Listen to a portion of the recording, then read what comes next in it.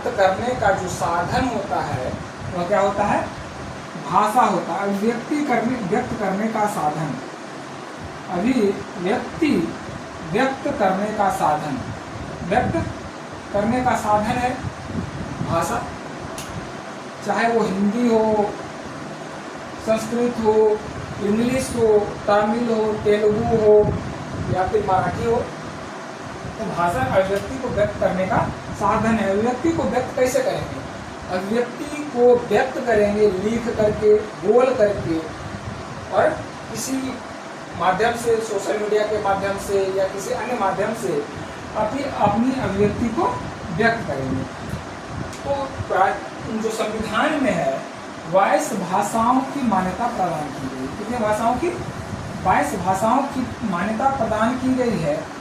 जिसमें अगर बात की जाए मूल संविधान में, जो मूल संविधान है उसमें 14 भाषाओं की को मान्यता प्रदान किया गया था। कितने भाषाओं को?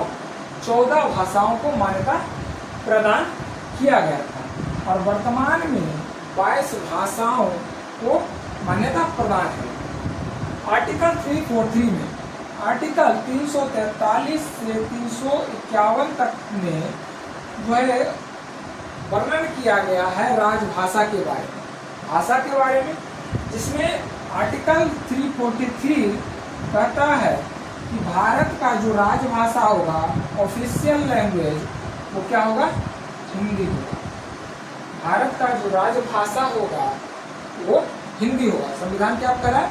आर्टिकल 343 के माध्यम से संविधान कह रहा है कि आपका जो राजभाषा है भारत का, वो 343 के माध्यम से हिंदी होगा। और यह हिंदी बोलने सर्वाधिक जो है हिंदी बोला जाता है। भारत में सर्वाधिक अगर बोली जाने वाली भाषा कोई है तो कौन सी है? हिंदी है।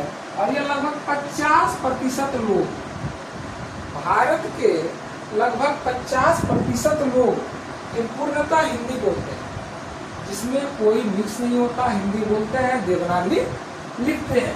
लगभग 50% लोग जो है हिंदी बोलते हैं और देवनागरी में अपनी भाषा को व्यक्त करते हैं, अपनी अभिव्यक्ति को व्यक्त करते हैं।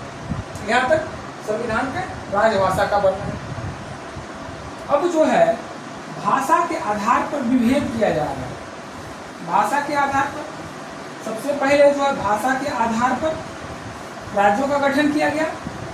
भाई जो है श्री रामालुलु के आंदोलन के बाद जो है आंध्र प्रदेश राज्य का गठन किया गया।